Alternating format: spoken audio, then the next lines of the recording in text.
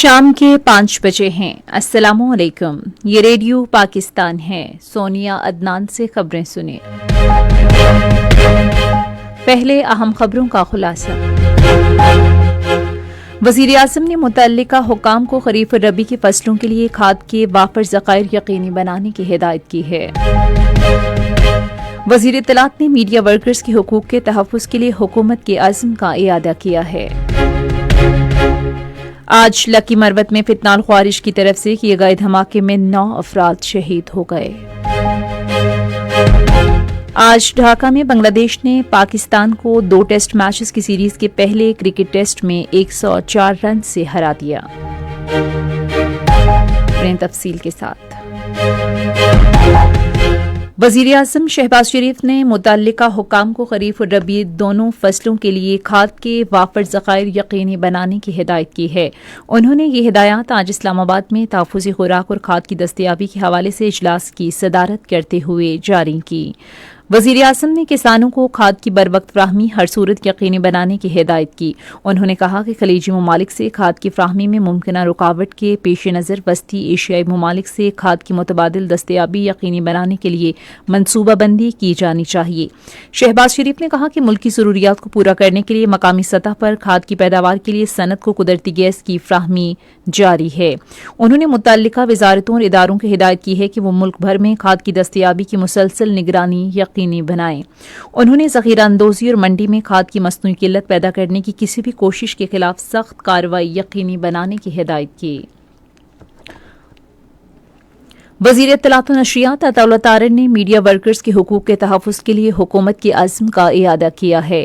انہوں نے یہ بات سنو نیوز کے ایک وفد سے گفتگو کرتے ہوئے کہی جس نے آج اسلام آباد میں ان سے ملاقات کی۔ اجلاس میں میڈیا ورکرز کے حقوق، ٹی وی چینلز کو درپیش چیلنجز اور حال ہی میں برطرف کیے گئے ملازمین کی صورتحال پر توجہ مرکوز کی گئی۔ بات چیت کے دوران سنو نیوز سے 114 ملازمین کی برطرفی کے معاملے پر توجہ دی گئی اور فیصلہ کیا گیا کہ تنخواہوں میں مزید کٹوتیاں اور برطرفیاں نہیں کی جائیں گی۔ اس کے علاوہ ڈرائیوروں اور تکنیکی عملے سمیت چھوٹے درجے کے ملازمین کو بحال کیا جائے گا۔ وزیر اطلاعات نے مزید یقین دلایا کہ دیگر برطرف ملازمین کو متبادل روزگار فراہم کرنے کی ہر ممکن کوشش کی جائے گی۔ ادھر آج نیوز کی انتظامیہ نے وزارت اطلاعات و نشریات سے رابطہ کیا ہے جس کے لیے اجلاس کل ہوگا۔ منصوبہ بندی اور ترقی کے وزیر احسن اقبال نے نوجوان ماہرین معاشیات پر زور دیا ہے کہ وہ جدت، استحکام اور مؤثر پالیسی سازی کے ذریعے پاکستان کے مستقبل کو سنوارنے میں کردار ادا کریں۔ آج پاکستان انسٹی ٹیوٹ آف ڈیولپمنٹ اکنامکس اسلام آباد میں ایک تقریب سے خطاب کرتے ہوئے انہوں نے کہا کہ وزارت منصوبہ بندی اور ترقی نہ صرف ایک بیوروکریٹ ادارہ ہے بلکہ حکومت کا ترقی پسند ذہن اور تھنک ٹینک ہے۔ نئے تربیت یافتہ ماہرین معاشیات کو تعارفی پروگرام مکمل کرنے پر مبارکباد دیتے ہوئے وفاقی وزیر نے کہا کہ وہ صرف سرکاری نوکری کرنے کی بجائے قومی ترقی کے مشن کا حصہ بن رہے ہیں۔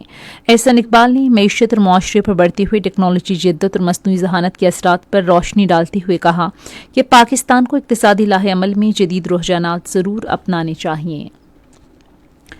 آج قومی اسمبلی کو بتایا گیا کہ وفاقی دارالحکومت میں اسکول نہ جانے والے بچوں کو تعلیمی اداروں میں لانے کے لیے بھرپور مہم شروع کر دی گئی ہے۔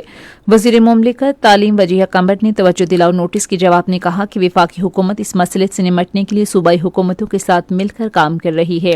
انہوں نے کہا کہ حکومت کے منصوبے سے تیزی سے سیکھنے کا پروگرام اور تکنیکی تعلیم کی طرف پیش رفت شامل ہے۔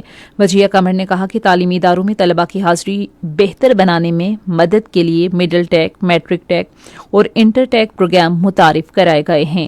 انہوں نے کہا کہ پسماندہ خاندانوں کے بچوں کو مالی امداد فراہم کرنے کے لیے تعلیمی واؤچر پروگرام بھی شروع کیا گیا ہے۔ لکی مروت کے علاقے سرائے نورنگ بازار کے قریب آج فتنہ الخوارج کی جانب سے کیے گئے دھماکے میں 2 پولیس اہلکاروں سمیت 9 افراد شہید ہو گئے۔ تفصیلات کے مطابق خوارج نے دھماکے کے لیے موٹر سائیکل پر نصب دھماکہ خیز مواد استعمال کیا۔ زخمیوں کو طبی امداد کے لیے سرائے نورنگ ہسپتال منتقل کر دیا گیا۔ ادھر وزیر اعظم شہباز شریف نے واقعے پر دکھ اور افسوس کا اظہار کیا ہے۔ ایک بیان میں انہوں نے کہا کہ دہشت گردوں کو ملک کی امن اور ترقی میں رکاوٹ نہیں ڈالنے دیں گے۔ انہوں نے کہا کہ تمام متعلقہ محکمے اور حکومت دہشت گردی کے مکمل خاتمے کے لیے غیر متزلزل عزم کے ساتھ کام کر رہے ہیں۔ وزیر اعظم نے ذمہ داروں کی نشاندہی اور مجرموں کو انصاف کے کٹہرے میں لانے کے لیے فوری تحقیقات کی ہدایت کی۔ آج ڈھاکہ میں 2 میچز کی سیریز کے پہلے کرکٹ ٹیسٹ میں بنگلہ دیش نے پاکستان کو 104 رن سے ہرا دیا۔ سکور یہ رہا: پاکستان 386 رنز اور 163 رنز، بنگلہ دیش 413 اور 240 رنز۔ دونوں ٹیموں کے درمیان دوسرا ٹیسٹ میچ ہفتے سے سیلہٹ میں شروع ہوگا۔ اسی کے ساتھ ہی خبریں ختم ہوئی۔ مزید خبروں اور تجزیوں کے لیے آئیے ہماری ویب سائٹ پر radio.gov.pk اور فیس بک کے link radio Pakistan news official پر براہ راست ویڈیو سٹریمنگ ملاحظہ کیجیے۔